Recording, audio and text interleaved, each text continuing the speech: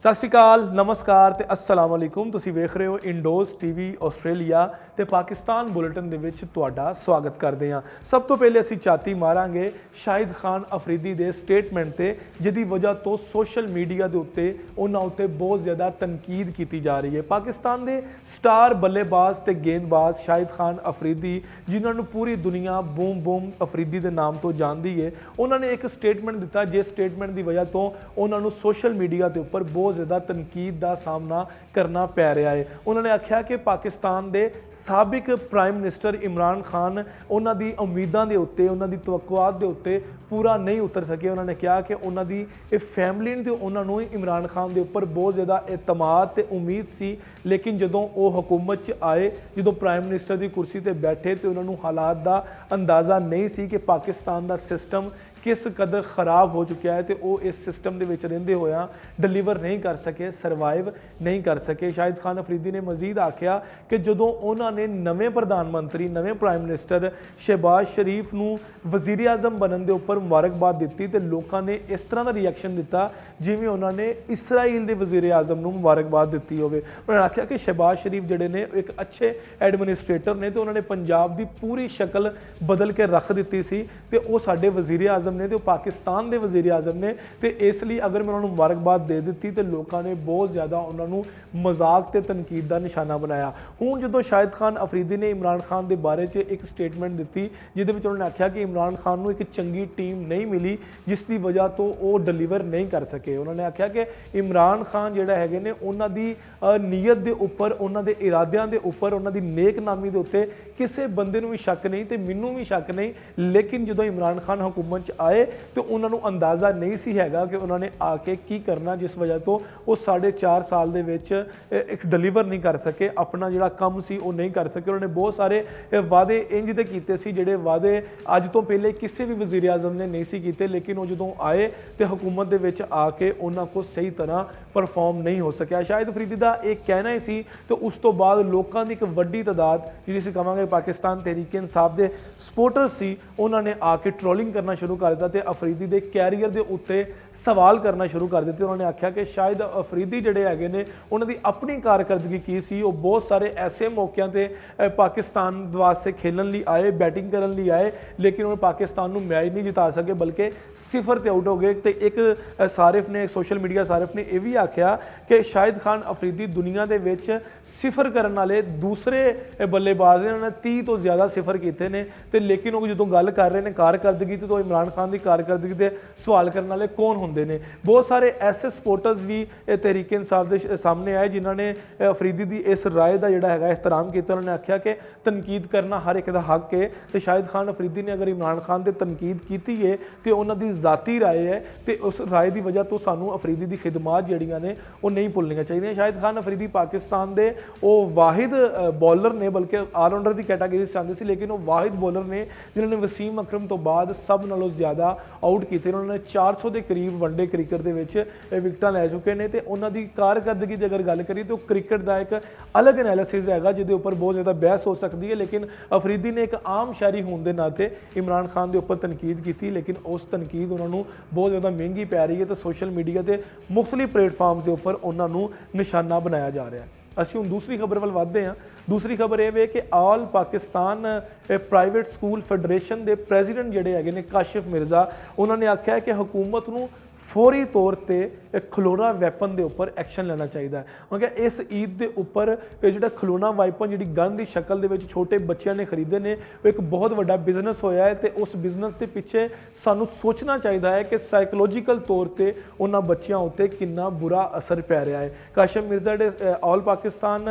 Private school federation के president ने, उन्होंने हुकूमत को इस गल पर जोर दिता है कि तुसी ये उपर पाबंदी लाओ, ये वेचन के उपर, ये मेकिंग के उपर पाबंदी लाई जाए, ताकि जिन्ने भी बच्चे जिन्होंने इस ईद के उपर बहुत ज़्यादा खिलौना वाइपन्स जोड़े ने खरीदे ने, तो उन्होंने अंदाज़ा ही नहीं है कि बच्चे जोड़े है ने किस एग्रैशन वाल, किस मुतशद्दद जेन वाल जा रहे हैं, जिसकी वजह तो जोड़े बच्चे है ने वो अपनी आम फील्ड के आम घरों के या अपनी आम जिंदगी के बुरी तरह मुतासर हो रहे हैं। इस तो पहले 2017 के कराची के कमिश्नर जोड़े है उन्होंने भी खिलौना वैपन्स उत्ते पाबंदी लाई सी, तो उन्होंने आख्या सी ਕਿ कराची ਦੇ ਵਿੱਚ ਸਿੰਧ ਦੇ ਵਿੱਚ ਜਿਹੜਾ ਹੈਗਾ ਉਹ ਖਿਲੌਣਾ ਵਾਈਪਰ ਨਾ ਤੇ ਬਣਾਇਆ ਜਾਏਗਾ ਨਾ ਤੇ ਵੇਚਿਆ ਜਾਏਗਾ। ਇੱਕ ਤੇ ਬੱਚਿਆਂ ਦੇ ਉੱਪਰ ਨਫਸਿਆਤੀ ਤੌਰ ਤੇ ਬਹੁਤ ਜ਼ਿਆਦਾ ਬੁਰਾ ਅਸਰ ਪੈਂਦਾ ਹੈ, ਦੂਸਰਾ ਇਹਦੀ ਕ੍ਰਾਈਮ ਦੀ ਰੇਸ਼ੋ ਜਿਹੜੀ ਹੈਗੀ ਹੈ ਉਹ ਵੀ ਵੱਧਦੀ ਹੈ ਕਿ ਖਿਲੌਣਾ ਵਾਈਪਰ ਦਿਖਾ ਕੇ ਲੋਕਾਂ ਨੂੰ ਲੁੱਟਿਆ ਜਾਂਦਾ ਹੈ। ਤੇ ਕੋਈ ਵੀ ਬੰਦਾ ਖਿਲੌਣਾ ਵਾਈਪਰ ਫੜ ਕੇ ਜਾਂ ਖਿਲੌਣਾ ਗਨ ਫੜ ਕੇ ਕਿਸੇ ਨੂੰ ਵੀ ਡਰਾਉਂਦਾ ਹੈ ਤੇ ਡਰਾ ਕੇ ਉਹਦੇ ਕੋਲ ਪੈਸੇ ਵਗੈਰਾ ਜਾਂ ਉਹਦੇ ਕੋਲ ਨਕਦੀ ਵਗੈਰਾ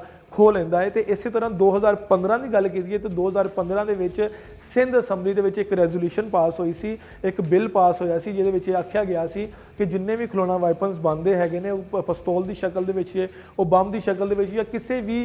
ਐਸੀ ਸ਼ਕਲ ਦੇ ਵਿੱਚ ਜਿਹਦੇ ਤੋਂ ਆਮ ਸ਼ਹਿਰੀ ਡਰ ਸਕੇ, ਉਹਨਾਂ ਨੂੰ ਅਸੀਂ ਉਹਦੇ ਉੱਪਰ ਪਾਬੰਦੀ ਲਗਾਉਣੀ ਚਾਹੀਦੀ। ਤੇ ਉਸ ਤੋਂ ਬਾਅਦ ਸਿੰਧ ਅਸੈਂਬਲੀ ਦੇ ਵਿੱਚ ਬਿੱਲ ਨੂੰ ਪਾਸ ਕਰ ਦਿੱਤਾ ਗਿਆ ਸੀ ਤੇ ਸਿੰਧ ਦੇ ਵਿੱਚ ਖਿਲੌਣਾ ਵੈਪਨਸ ਬਣਾਉਣ ਤੇ ਵੇਚਣ ਤੇ ਪਾਬੰਦੀ ਦਾ ਅਮਲ ਦਰਾਮਦ ਸ਼ੁਰੂ ਵੀ ਹੋ ਗਿਆ ਸੀ। ਲੇਕਿਨ ਇਸ ਈਦ ਤੇ ਇੱਕ ਦਫਾ ਫਿਰ ਇਸ ਪਾਬੰਦੀ ਦੀਆਂ ਧੱਜੀਆਂ ਉਡਾਈਆਂ ਗਈਆਂ ਤੇ ਬਹੁਤ ਸਾਰੇ ਛੋਟੇ ਬੱਚਿਆਂ ਨੇ ਜਿਹੜੇ ਹੈਗੇ ਗਨ ਦੇ ਵੈਪਨ ਜਿਹੜੇ ਹੈਗੇ ਸੀ, ਖਿਲੌਣਾ ਵੈਪਨ ਜਿਹੜੇ ਹੈਗੇ ਸੀ, ਉਹਨਾਂ ਦਾ ਬੇਦਰੇਗ ਇਸਤੇਮਾਲ ਕੀਤਾ ਤੇ ਇੱਕ ਦੂਸਰੇ ਦੇ ਉੱਪਰ ਜਿਹੜਾ ਉਹ ਹਮਲਾ ਵੀ ਕੀਤਾ ਉਸ ਖਿਲੌਣਾ ਗਨ ਦੇ ਨਾਲ, ਜਿਹਦੀ ਵਜ੍ਹਾ ਤੋਂ ਤਕਰੀਬਨ 17 ਤੋਂ ਜ਼ਿਆਦਾ ਬੱਚੇ ਜ਼ਖਮੀ ਵੀ ਹੋਏ। ਤੇ ਇਹਦੇ ਉੱਪਰ ਹੁਕੂਮਤ ਹੁਣ ਕੀ ਐਕਸ਼ਨ ਲਏਗੀ ਇਹ ਵੇਖਿਆ ਜਾਏਗਾ। ਹੁਣ ਅਗਲੀ ਖਬਰ ਵੱਲ ਵਧਦੇ ਹਾਂ। ਅਗਲੀ ਖਬਰ ਇਹ ਵੇ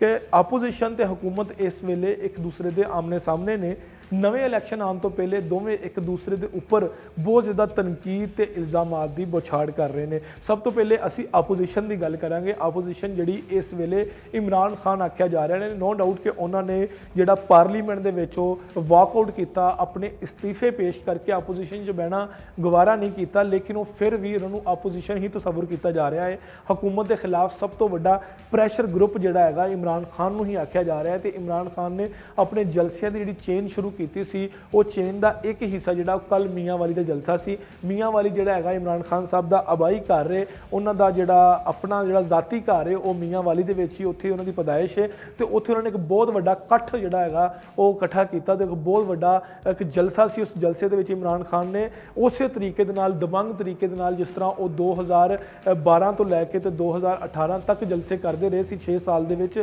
ਉਸੇ ਤਰੀਕੇ ਦੇ ਨਾਲ ਇੱਕ ਉਹੀ ਪੁਰਾਣਾ ਇਮਰਾਨ ਖਾਨ ਨਜ਼ਰ ਆਇਆ ਜਦੋਂ ਉਹਨਾਂ ਨੇ ਲੋਕਾਂ ਦੇ ਉੱਪਰ ਇੱਕ ਸਖਤ ਤਨਕੀਦ ਕੀਤੀ। ਉਹ ਲੋਕ ਜਿਹੜੇ ਹਕੂਮਤ ਦੇ ਵਿੱਚ ਨੇ, ਉਹਨਾਂ ਨੇ ਕਿਹਾ ਕਿ ਚੋਰਾਂ ਤੇ ਡਾਕੂਆਂ ਦੀ ਹਕੂਮਤ ਹੈ। ਸ਼ਹਿਬਾਜ਼ ਸ਼ਰੀਫ ਜਿਹੜੇ ਨੇ ਉਹ ਮੁਜਰਮ ਨੇ ਤੇ ਉਹ ਜ਼ਮਾਨਤ ਦੇ ਉੱਪਰ ਜਿਹੜੇ ਹੈਗੇ ਨੇ ਉਹ ਵਜ਼ੀਰ ਆਜ਼ਮ ਬਣੇ ਹੋਏ ਨੇ। ਉਸ ਤੋਂ ਬਾਅਦ ਉਹਨਾਂ ਦੇ ਜਿਹੜੇ ਬੇਟੇ ਜਿਹੜੇ ਵਜ਼ੀਰ ਆਲਾ ਨੇ, ਹਮਜ਼ਾ ਸ਼ਹਿਬਾਜ਼, ਉਹ ਵੀ ਜ਼ਮਾਨਤ ਦੇ ਉੱਤੇ। ਉਹਨਾਂ ਨੇ ਕਿਹਾ ਕਿ ਹਕੂਮਤ ਦੇ ਤਕਰੀਬਨ 20 ਤੋਂ 22 ਅਰਾਕੀਨ ਜਿਹੜੇ ਹੈਗੇ ਨੇ ਉਹ ਜ਼ਮਾਨਤ ਦੇ ਉੱਤੇ ਨੇ ਤੇ ਉਹਨਾਂ ਨੂੰ ਵਜ਼ਾਰਤਾਂ ਦੇ ਦਿੱਤੀਆਂ ਗਈਆਂ ਨੇ ਤੇ ਆਪਣੇ ਜਿਹੜੇ ਵਜ਼ੀਰ ਬਣੇ ਨੇ ਉਹ ਆਪਣੇ ਕੇਸ ਜਿਹੜੇ ਹੈਗੇ ਨੇ ਉਹ ਮਾਫ ਕਰਵਾਈ ਜਾ ਰਹੇ ਨੇ। ਉਹਨਾਂ ਨੇ ਰਾਣਾ ਸਨਾਵਲਾ ਨੂੰ ਸਖਤ ਤਨਕੀਦ ਦਾ ਸਾਹਮਣਾ ਬਣਾਇਆ। ਜਿਹੜੇ ਸਾਡੇ ਕਿ ਵਜ਼ੀਰ ਦਾਖਲਾ ਨੇ ਰਾਣਾ ਸਨਾਵਲਾ, ਉਹਨਾਂ ਨੂੰ ਇਹ ਆਖਿਆ ਗਿਆ ਕਿ ਉਹ 18 ਲੋਕਾਂ ਦੇ ਕਾਤਲ ਨੇ ਤੇ ਅਗਰ ਉਹਨਾਂ ਨੇ ਲੌਂਗ ਮਾਰਚ ਦੇ ਵਿੱਚ ਇਸਲਾਮਾਬਾਦ ਦੇ ਵਿੱਚ ਜਿਹੜਾ ਅਸੀਂ ਲੌਂਗ ਮਾਰਚ ਕਰਨ ਜਾ ਰਹੇ ਹਾਂ, ਆਪਣਾ ਪੁਰਅਮਨ ਇਹਤਜਾਜ ਕਰਨ ਜਾ ਰਹੇ ਹਾਂ, ਪਾਕਿਸਤਾਨ ਤਹਿਰੀਕ ਇਨਸਾਫ, ਅਗਰ ਉਹਨਾਂ ਨੇ ਉਸ ਇਹਤਜਾਜ ਦੇ ਉੱਪਰ ਜ਼ਰਾ ਵੀ ਜ਼ੋਰ ਲਾਇਆ ਜਾਂ ਜ਼ਰਾ ਵੀ ਹੱਥ ਚਲਾਕੀ ਕਰਨ ਦੀ ਕੋਸ਼ਿਸ਼ ਕੀਤੀ ਤੇ ਅਸੀਂ ਉਹਨਾਂ ਲੋਕਾਂ ਨੂੰ ਭਰਪੂਰ ਜਵਾਬ ਦੇਵਾਂਗੇ। ਅਸੀਂ 18 ਲੋਕਾਂ ਦੇ ਕਾਤਲ ਜਿਹੜਾ ਰਾਣਾ ਸਨਾਵਲਾ ਹੈ ਉਹਨਾਂ ਨੂੰ ਉਹਦੀ ਔਕਾਤ ਯਾਦ ਦਿਲਾਵਾਂਗੇ।